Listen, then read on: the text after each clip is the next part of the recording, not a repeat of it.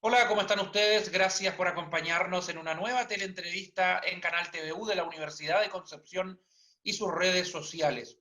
Hoy nos acompaña para conversar Jorge Millaquén Mercado, asesor legislativo, licenciado en Ciencias Políticas, con quien vamos a hablar de toda la polémica que hay en torno al proyecto de escaños reservados para los pueblos originarios, porque hubo un revés en el Congreso y esto tiene que seguir su trámite en otras instancias, pero ahí está, la clase política no ha logrado el consenso suficiente para poder dar respuesta a las demandas de algunas entidades, organizaciones y personas naturales que apoyan la causa de los pueblos originarios, versus lo que está postulando, por ejemplo, el Ejecutivo en esta materia y de cara a la nueva constitución que debe tener nuestro país. Jorge, ¿cómo está? Bienvenido. Muchas gracias por conversar con TVU. Muchas gracias a ustedes por la invitación, Francisco. Y bueno, y como tú bien planteabas, esta semana hubo un revés en el tema de los escaños reservados. Eh, a- Aquí hay que entender una cosa. La votación de escaños reservados requería un quórum como era modificación constitucional, requería un quórum de 3/5, lo que significa 26 votos de senadores. No olvidemos que el Senado lo componen 43 senadores en ejercicio. Entonces, bajo ese número los 3/5 son 26. Y de hecho, obviamente, la oposición que estaba apoyando los escaños reservados tiene 24, bueno, 24 votos, y eso estaba claro el apoyo de la oposición respecto a esta indicación. Y la derecha de Chile Vamos tiene 19 votos. No se logró la votación ayer, porque obviamente ganamos, obviamente tuvimos lo cuanto que se llama los votos de la oposición, pero la derecha no se dio ni un espacio respecto para Sí. poder avanzar en ese punto. Jorge, antes de entrar en detalle a este proyecto justamente de escaños reservados, un grupo de personas se han unido en la red de ciudadanos indígenas por la Convención Plurinacional. Sabemos que esto no es una organización, no es una entidad oficial, sino que es una convocatoria que se hace para el presente y justamente en este proceso tan importante que vive todo el país en la previa de la discusión y la elección de los constituyentes para una nueva Carta Magna. ¿Cómo surge esta red y cuál es su objetivo?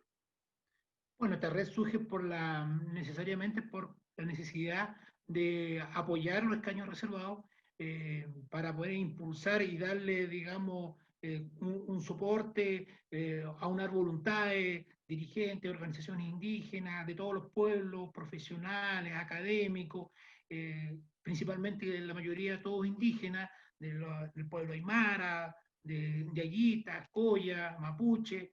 Entonces hay Rapanui, entonces este colectivo está justamente armó esta red de apoyo para visibilizar la demanda de escaños reservados. De hecho, hay unas cuentas en redes sociales que están diariamente subiendo infografías con información, entrevistas, columnas de opinión que cada uno de los miembros de la red escribe, opiniones, seguimiento al tema, que Convención Plurinacional está en Twitter, está en Instagram y está en Facebook. Entonces, ese es como esta red de apoyo por los caños reservados, y obviamente nuestro objetivo es apoyar a la cuestión que se llama para que este tema se visibilice, para que los pueblos indígenas tengan los escaños Sí, reservados que se requieren. claro, para quienes se vienen incorporando, efectivamente Jorge Millaquén es integrante de esta red de ciudadanos indígenas, integrante entre comillas, pero es una de las personas que se unieron con otros para obviamente enaltecer el debate y graficar la importancia que tiene esto de los escaños reservados. Pero para una explicación más académica y que quede claro, ¿por qué es tan importante estos 24 escaños que se piden, Jorge? Es muy importante porque debemos tener claro que en todos los debates deliberativos que se han dado en nuestro país, desde ya 210 años, y las tres constituciones que hemos tenido, en ninguno de ellos los pueblos indígenas han participado. En ninguno de ellos los pueblos indígenas han sido considerados. En ninguna de estas constituciones está la palabra indígena o pueblo originario. Entonces, hay una deuda por parte del Estado de Chile hacia los pueblos indígenas. Y en todos los debates que se han generado, constitucionales y demás, en toda la esfera pública, tampoco han sido considerados los pueblos indígenas. Entonces, acá hay una deuda pendiente. Y los escaños reservados justamente es para eso. Desde el 18 de octubre, el estallido social fue, como dices, un reventón que tenía la sociedad chilena. Tenía demasiado apretado el cinturón respecto a muchas injusticias sociales, políticas, económicas, que se venían arrastrando desde el retorno a la democracia. Y, obviamente, de la dictadura, con una constitución que negaba eso. Y ese despertar también es un despertar de la demanda de los pueblos indígenas. Pero no olvidemos que la demanda de los pueblos indígenas viene de mucho antes. De hecho, desde el retorno a la democracia, los avances en política indígena han sido muy escasos. Solamente hay una ley indígena y después se ratificó el convenio 169 de la OIT recién en el 2007. Está la ley de borde costero indígena. Pero mayor ¿cuánto que se llama? Reconocimiento e inclusión no ha habido. Jorge, disculpa, y es porque no han querido participar o históricamente porque los sucesivos gobiernos nunca se han preocupado de ir y escuchar las demandas de los pueblos originarios y por lo tanto se les ignora en la historia de Chile. Yo creo que acá los pueblos indígenas y en particular el pueblo mapuche siempre ha estado dispuesto a conversar, siempre ha estado dispuesto al diálogo. Están ahí los diversos parlamentos que han tenido los pueblos indígenas a mediados del siglo XIX. Entonces, donde se han sentado a conversar. Pero el Estado, no olvidemos la historia, digamos, reciente. Después de la guerra del Pacífico, el ejército chileno, ¿a dónde se va? Se va justamente a la zona de la Araucanía. A pacificar la Araucanía.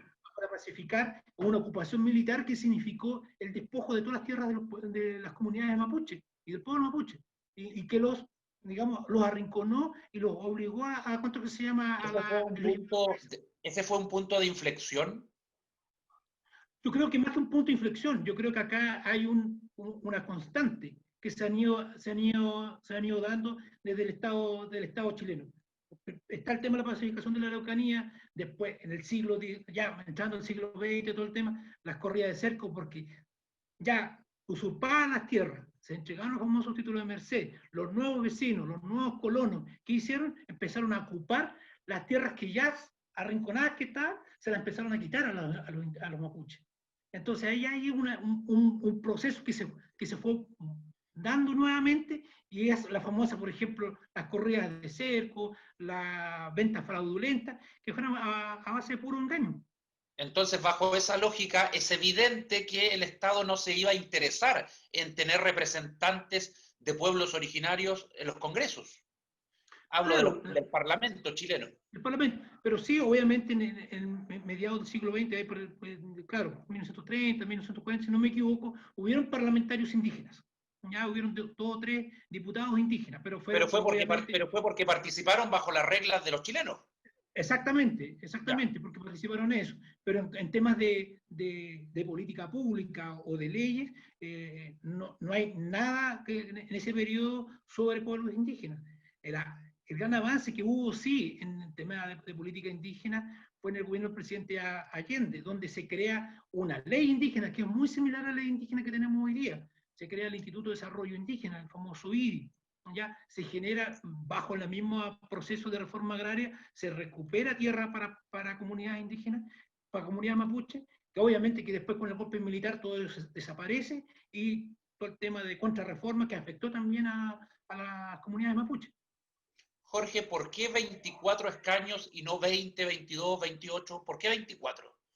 Mira, la propuesta original tenía 23 escaños y justo en ese periodo se está haciendo todo el tema del proceso de reconocimiento del pueblo chango, que fue un trámite fue un trámite legislativo, cumplió todos los trámites y fue ahora en septiembre ya reconocido como pueblo indígena y publicado en el diario oficial. Entonces, obviamente, los pueblos reconocidos de 9 pasan a 10, ¿ya? Entonces, por eso hay 24. Ahora, ¿por qué el número? El número importante es dejar claro. El censo del 2017, ¿ya? Estableció que la población indígena es de 12,8% de fracción. Entonces, bajo esa premisa, proporcionalmente, si uno hace un cálculo, una regla de 3 con respecto al mismo tema de la población chilena y los escaños y los 155 convencionales constituyentes, te da esta cifra que está dentro de los 23 y 24 escaños, que es la proporción de escaños que se debe tener en proporción a la población indígena censada en este país el 2017. Y no olvidemos que el censo es un instrumento del Estado que son reconocidos en todos los países. El censo es como quien dice la piedra angular para definir la población en cada territorio.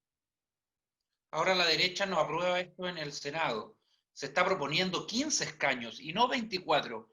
¿Qué piensa usted de esa proposición de 15 escaños? ¿Es insuficiente?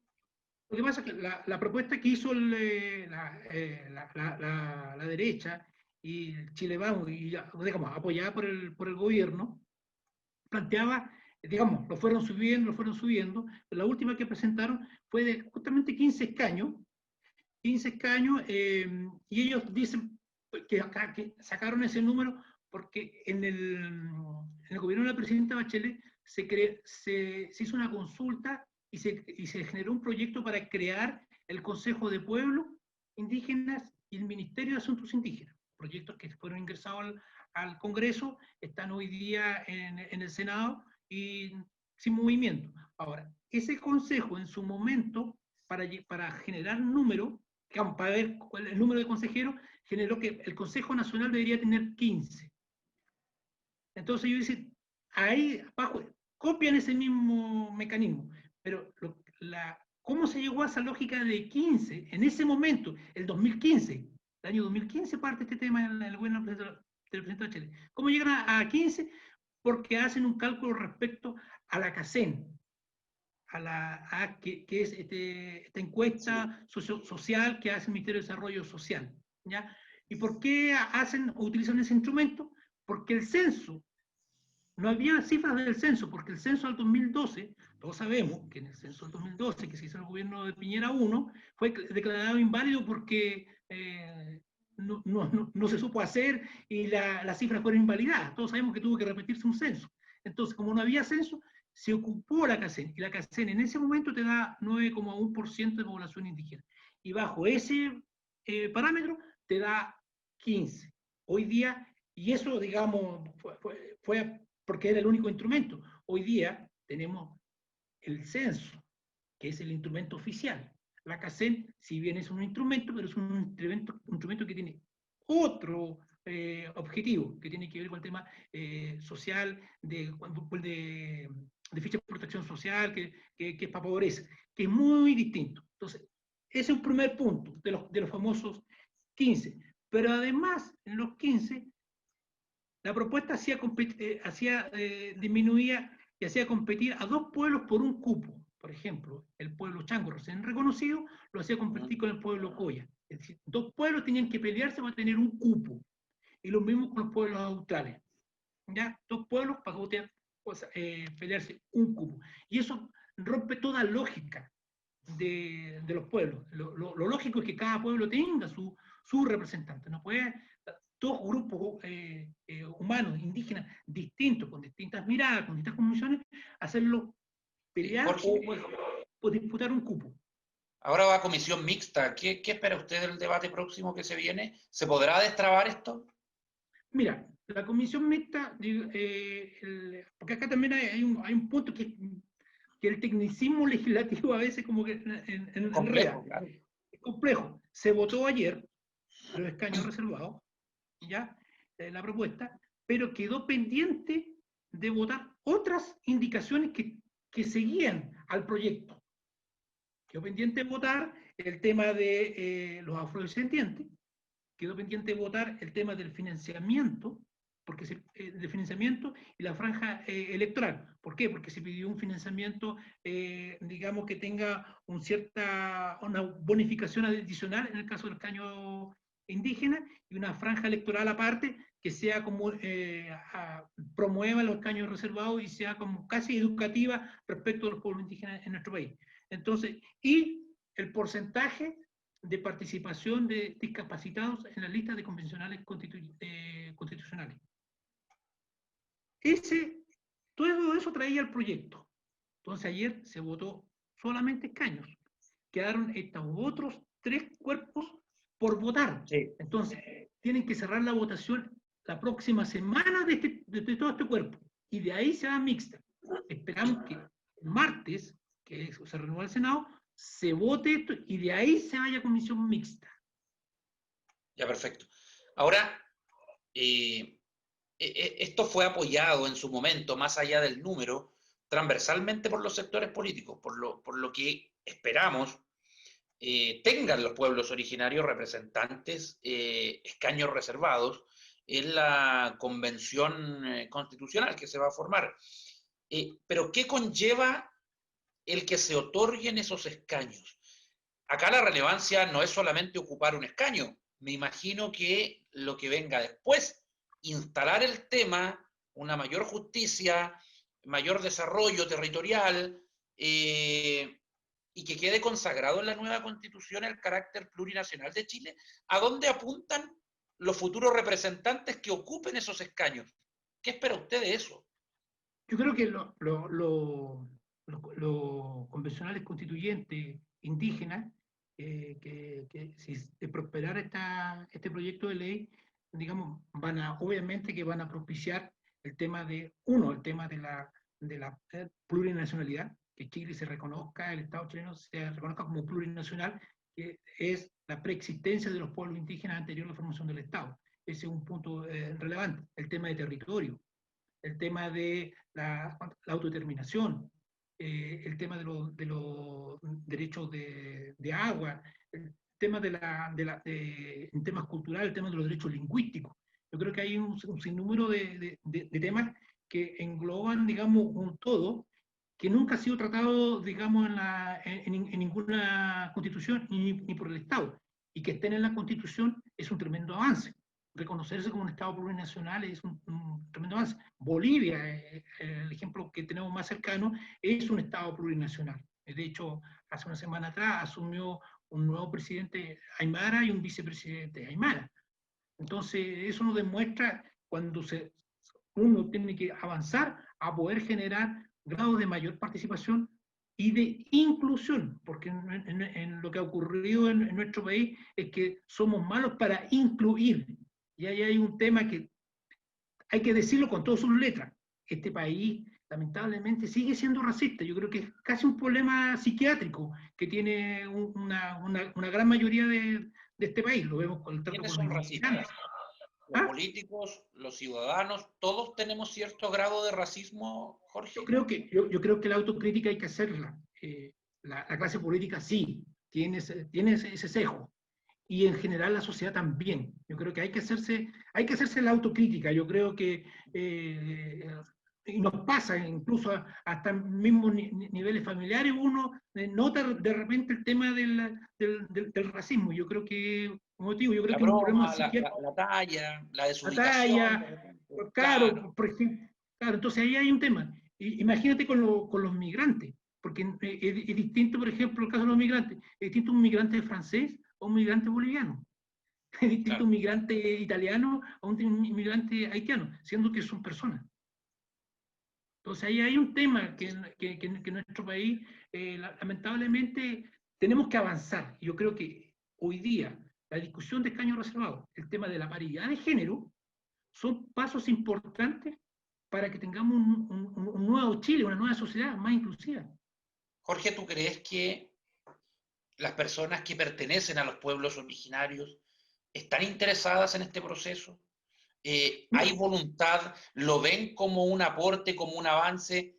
Hemos tenido algunas protestas menores, algo muy menor, de algunos lienzos que han aparecido por ahí de gente que no le interesa todos los escaños y que se dice representar a pueblos originarios. un encuentro que llamó el gobierno en Temuco, en el estadio Germán Becker, si no me equivoco. Fueron algunos loncos y otros salieron diciendo a nosotros ellos no nos representan.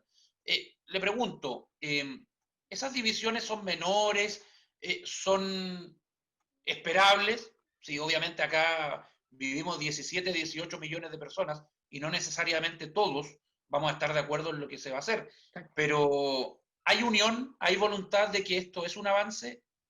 Mira, primero, para dejar claro, toda sociedad tiene divisiones y tiene personas que están de acuerdo o hay Fue lo que otras que dije, claro. no. Claro, como tú bien planteas, y como sociedad, la sociedad indígena, la sociedad, digamos, por eso es que cada pueblo, por ejemplo, el pueblo mapuche Sí. como nación, tiene diferencias. Hay personas que están de acuerdo, otras no, pero acá, bueno, lo que se ha logrado es generar una gran mayoría, pero siempre van a haber disensos. Lo que sí es un punto bien claro y acá hay que destacarlo. Eh, Hoy día las organizaciones, especialmente mapuche, que son cercanas al gobierno, han manifestado que están de acuerdo con los escaños reservados, que están de acuerdo que sean 20, 21, 22, que sean supranumerarios, que sean distintos a los 155, que se vote por autentificación, en la misma línea que lo hemos estado planteando nosotros. Y Ya. eso es un tremendo aporte, porque acá lo que te está diciendo que hay un tema que es de pueblo, más que de una mirada política o de posición política, una mirada de pueblo. Y agregar que las indicaciones que se han estado discutiendo, que es la que se votó ayer y que perdimos, todo, no la discutieron los pueblos indígenas, la trabajaron los pueblos indígenas. Nosotros los que estuvimos ahí estuvimos apoyando, ayudando a armar el tema, pero fueron discusiones de 2 o 3 meses, que fueron los propios pueblos indígenas que plantearon esta indicación, que la recogió la oposición. En cambio, la propuesta de la que plantea la derecha, la que tú bien mencionabas, de los 15 escaños, la trabajó solamente los senadores de derecha con el gobierno y no escucharon la propuesta que planteó el Consejo Político Mapuche Chile Vamos, que decía algo similar a lo que estamos planteando nosotros. No escuchó a ENAMA, que es una organización de profesionales y técnicos mapuche que es cercana al gobierno, tampoco lo escucharon. Y ellos, si tú ves, recoge la prensa, ellos han hecho bastantes declaraciones con respecto a este punto y no fueron escuchados. Sí, es un punto, pero porque cuando tú ves la discusión, la derecha, bueno, relativizan el tema de la pequeñez política, de oposición, gobierno, y no es esa la discusión. La discusión acá es una discusión que los pueblos indígenas, independientes de su posición política, están planteando el tema de los caños reservados. Y obviamente, como tú bien planteas, obviamente, como toda sociedad, hay disenso, hay gente que va a estar en contra, otros que están en favor, es normal, como la sociedad chilena igual tiene disenso, como lo mismo ocurría con el tema del plebiscito o de la Convención Constitucional o de la Asamblea Constituyente, donde hay gente que está de acuerdo, otros que no están de acuerdo, que quieren un sistema distinto. Y eso son opiniones propias de toda sociedad.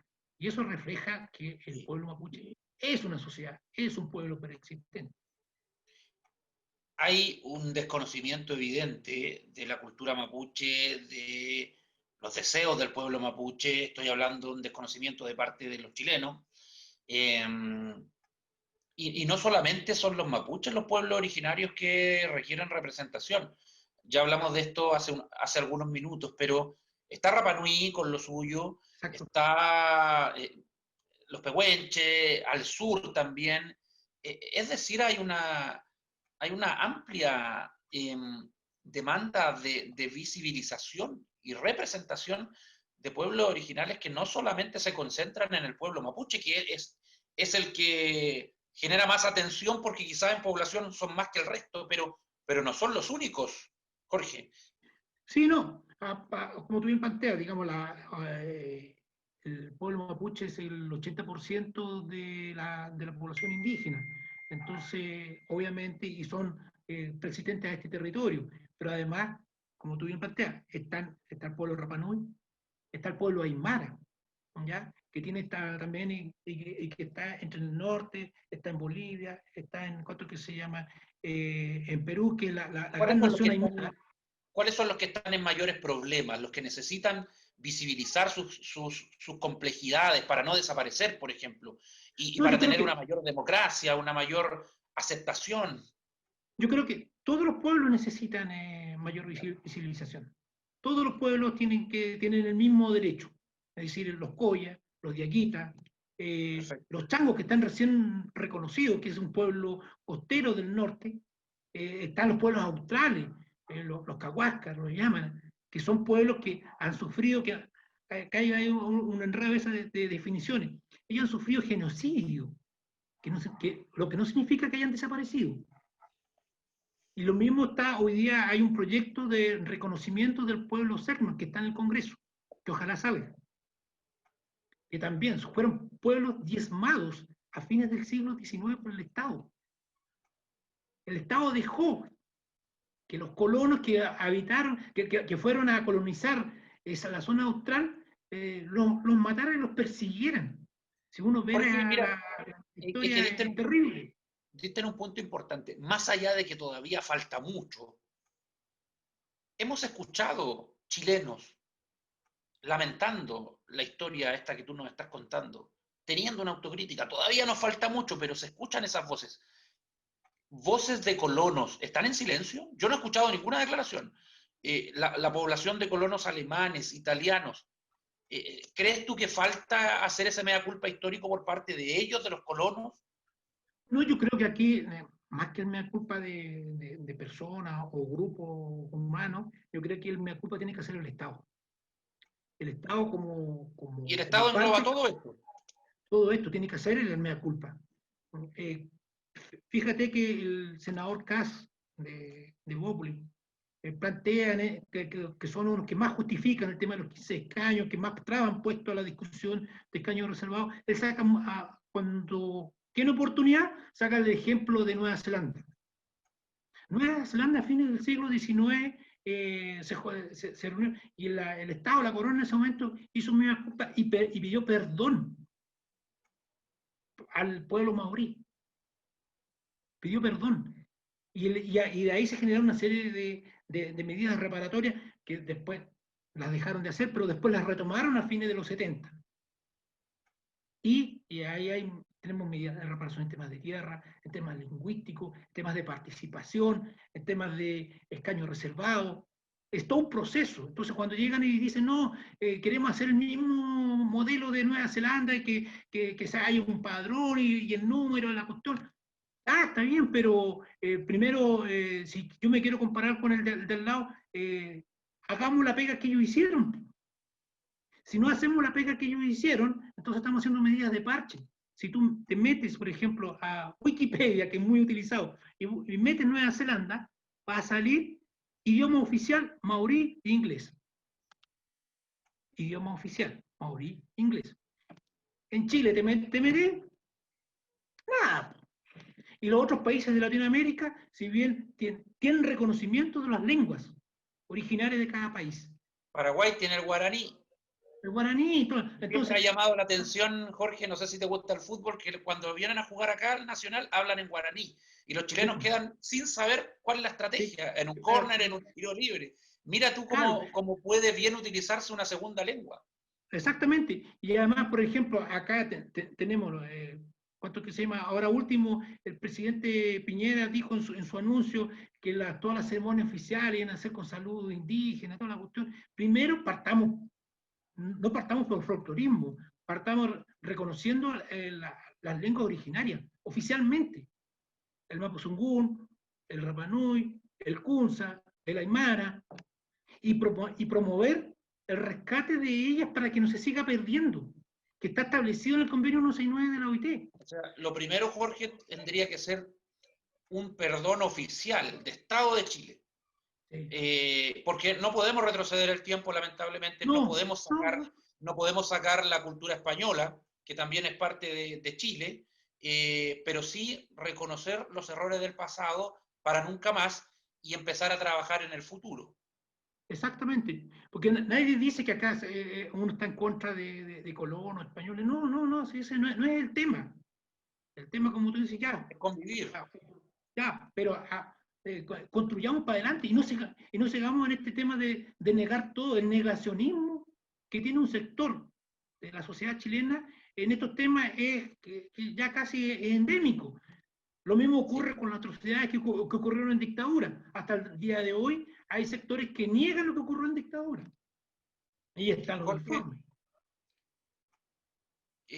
¿cómo afecta al debate? O no sé si cómo afecta, pero cuando tú hablas de discriminación, de racismo, de ignorancia, lo hemos dicho, el conflicto en la zona de la Araucanía, en la provincia de Arauco, ¿tú crees que eso nubla la visión de muchos sobre el problema que hay? Yo creo que sí, generalmente, obviamente que uno condena todos los hechos de violencia que ocurran, pero claro que es cierto que nublan, pero si acá no hay una mirada política, de sentarse a conversar políticamente estos temas, ¿ya? Y viéndolo como un problema político que se tiene que resolver conversando y dialogando y sentándose, y no colocando primero ¿cuánto que se llama? La represión y después el diálogo.